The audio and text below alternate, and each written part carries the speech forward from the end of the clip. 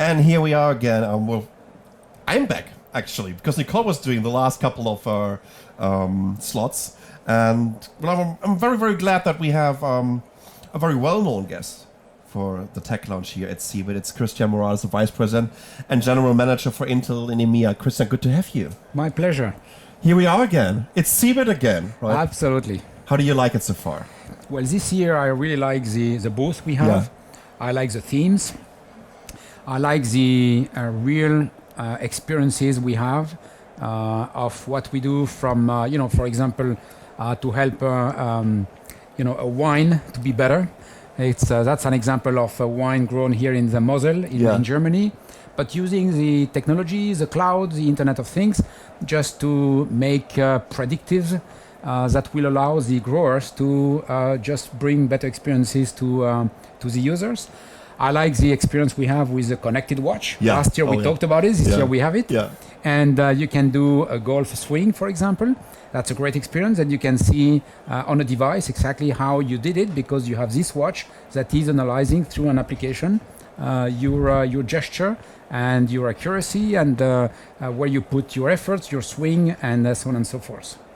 We actually tried it out, and Nicole was really, really good at this. So she obviously played some golf before.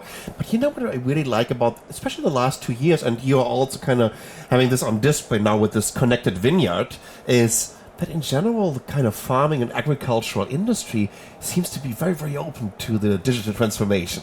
And I mean, you guys are supporting this, and somehow isn't Intel also kind of going back to its roots of embedded systems with all the Internet of Things solutions?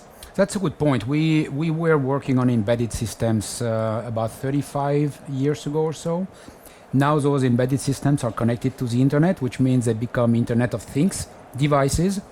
And when it comes to agriculture, when it comes to energy, when it comes to any economical activities that we have as human beings, the fact that it is connected, the fact that you can change information, the fact that you can have access to this big data and use it, because today only a couple of percentage points, less than 5% of all the data stored is really analyzed and used. Yeah. The fact now you can go and have access to it, analyze it, and make decisions based on this is going to be great. Also for the sustainability of the economy we have. Recently we were talking about there was this huge event worldwide, the COP21, about how to address the climate change issues we have.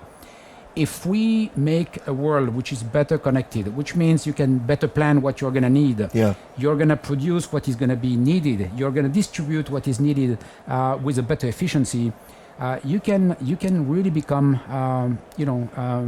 make everything more sustainable. Take the energy. Yeah. If from the production to the distribution to the consumption, you can improve this process by 20, 30, 40%. This is 20, 30, 40% less CO2 you're going to be emitting into the atmosphere. If you look at the farming and agriculture, if you can do a better planning depending on the weather forecast, depending on the humidity, depending on the soil, depending on what is needed to make this whole process more efficient, we are going to be much more efficient as a humanity, and we're going to be making everything much more sustainable. So we as Intel, we want to keep on bringing great experiences to the users, but we want to make sure that we make things more efficient. And the combination of Internet of Things, new experiences, the cloud, the analytics, and all the security around this will allow this to happen. It's quite interesting to see how this changed the last 2 or 3 years. I mean, 3 years ago, we were probably talking more about, what are you doing in terms of very, very embedded systems, to see the different generation of the Intel Atom processor that you introduced to the market. Well, now just coming back from Mobile World Congress, Intel is defining, it's one of the big ambassadors for the next network standard, which is going to be 5G, Intel in the network game. Now coming over here to CeBIT, we see you. Geez, now they're even building smartwatches, right? We can see on display here what you're doing in terms of security since you bought McAfee like years ago, and we already thought, okay, so is Intel just basically buying some antivirus software, right? Okay, they just want to pre-install the McAfee antivirus on some Windows machine. but to see how everything is getting integrated into this company and somehow merging with your core business and somehow also changing and transforming again into something completely new, especially in the last 2 or 3 years, it was mind-blowing, in my opinion. Yeah, we are talking a lot about the end-to-end or edge-to-end, which means how do you connect and make the smallest device on Earth smarter and connected? How do you connect this to data centers, to high-performance computing centers that will allow you to compute data and send this data back to the front, to the device in the front to make a decision, for example. And this is where if we are able to integrate all those devices connected, and look at some numbers. Today there is about 3 billion people using smartphones in the world. It goes to 5-6 billion in the future. We're going to have 5-6 billion people accessing the internet. And for every person accessing the internet, you're going to have 5, 10, 15 connected devices, which means 2020, 2025, we will have 50, 60, 70 billion devices connected to the internet. Mm-hmm. So we've got to make sure that we keep on introducing not only devices, but solutions, applications that make the usage of those devices, I would say, efficient and useful for the experiences people want to have. And this, as I said, is going to help transform all the economical activities that we have today as a humanity and make them more efficient and also provide better experiences to users. Another experience we have here on this booth, for example, is the transformation of the workplace into the workspace, which means in the natural journeys you have from the time you wake up in the morning to the evening, you can be using your mobile devices, your applications, and be efficient, be connected from any place you are, and be it for entertainment, be it for work, be it for home connectivity. And I think it's important we also take this aspect of our life so that we improve the way we live and learn and work. You've been one of the driving forces to go wireless.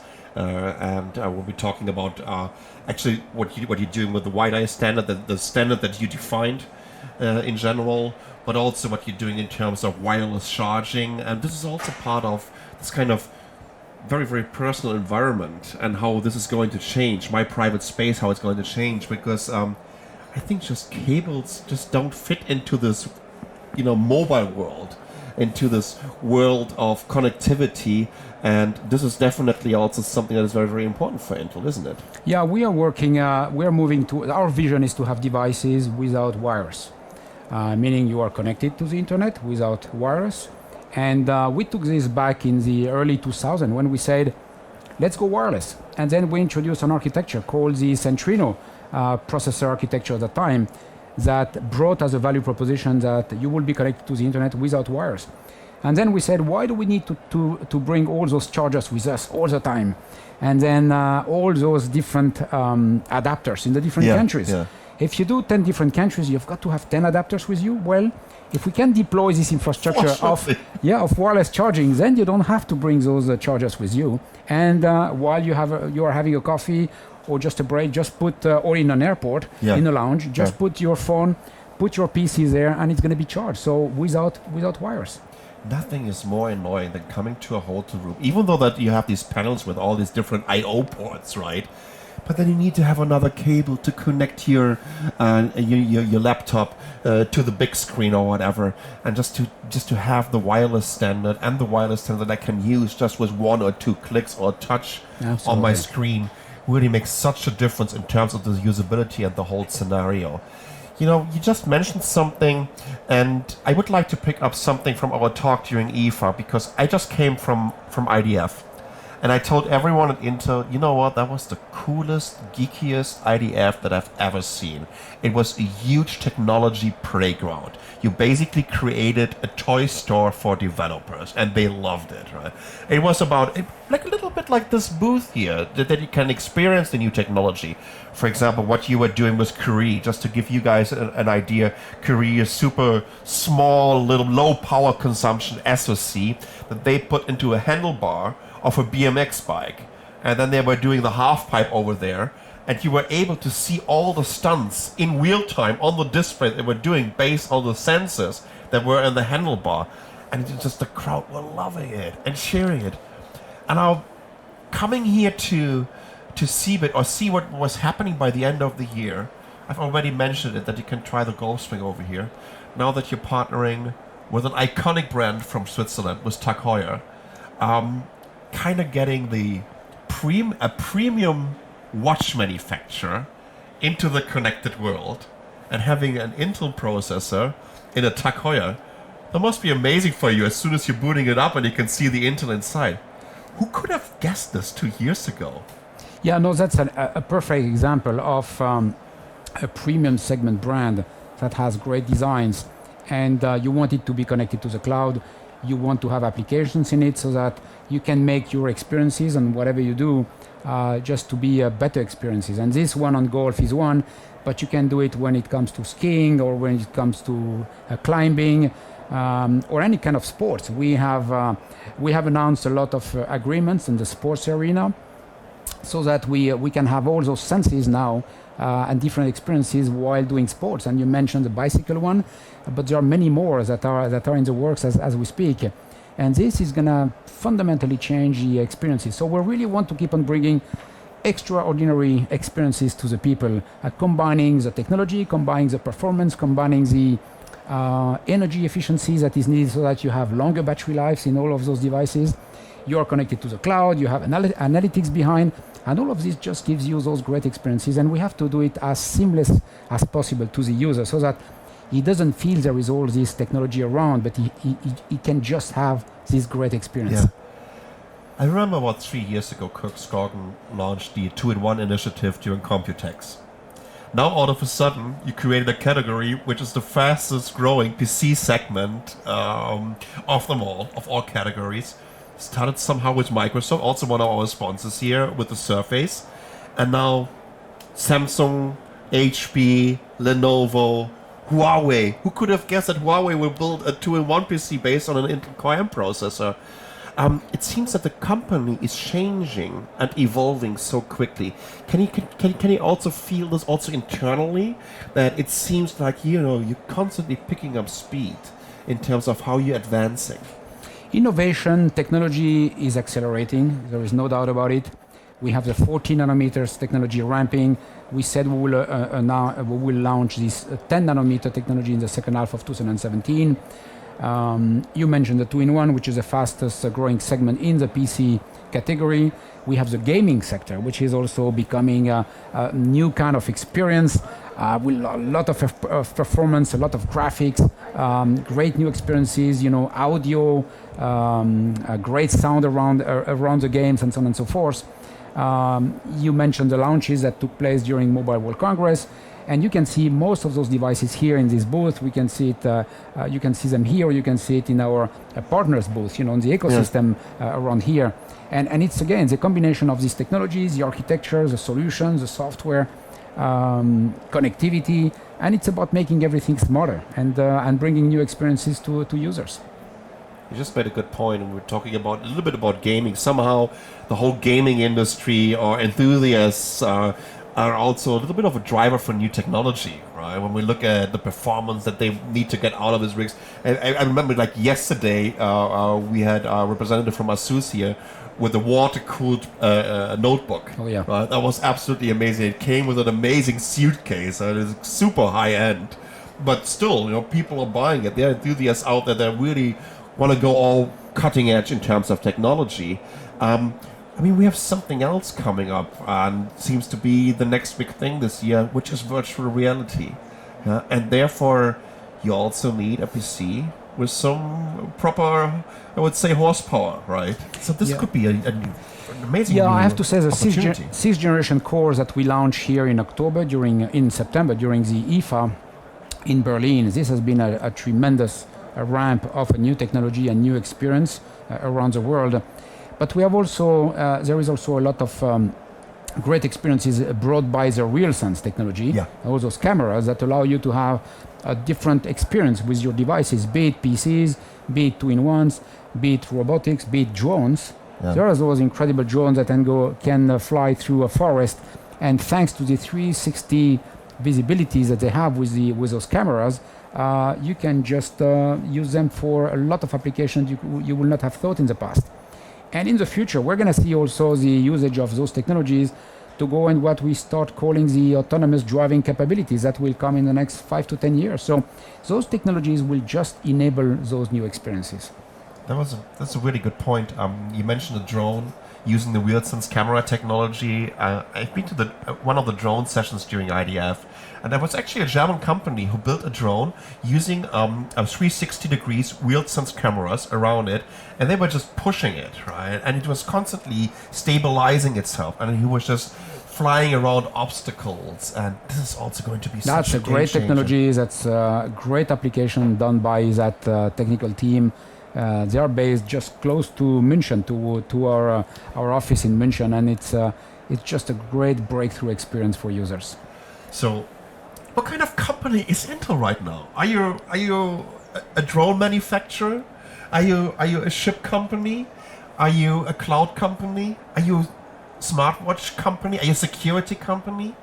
It's getting more and more difficult actually to define what Intel really is. Well, we have a great foundation, which is Moore's Law. Yeah.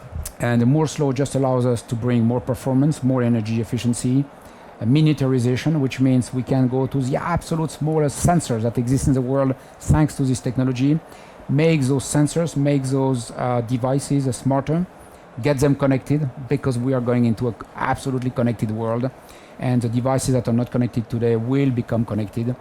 But then you also need to make sure that you develop new experiences like the real sense. We are working on virtual reality, as you suppose. You need a lot of technology behind you. You need a lot of software. You need to work with the ecosystem to bring solutions, which is what we are doing. The interface with devices, PCs, robots, cars, we are going to be using natural ways of communicating with them, like voice, like gesture recognition, eye contacts, and those kinds of interfaces that are different from what we have been doing until now, which was mainly the keyboard and eventually the touch on the screens. Now it's going to be all those new possibilities that will come up. And then you need to make sure, you mentioned 5G earlier on. We are working with the ecosystem, with the regulators, to make sure that we have a 5G, that 5G is defined in a way that it allows from the broadband to the ultra low band in areas where you need to have a long range access, where you need to have a very long battery life of years and years of battery life of devices. So you will need to be able to address all of those different audiences, those different segments of applications, and this technology is allowing us to do this. And if we do this with the ecosystem, we bring the solutions that people are expecting. Can you give us a little bit of an outlook into 5G in terms of when can we expect it to the market? How are discussions going along to define the standard? Because there are a lot of companies talking about 5G right now. Because in my opinion, it truly is going to change our world. It's going to be an evolutionary process where you're going to start seeing some first experiences in some areas, in some segments through 5G. We will see this in the next couple of years. And then we will see more and more capability from this infrastructure being built up before 2020. And it will certainly continue, because 5G is not an end state by itself. It's just providing all this infrastructure to allow those tens of billions of devices to be connected to the internet, but also all this richer content that is circulating through the internet infrastructure to be done in a way that you still get a great experience.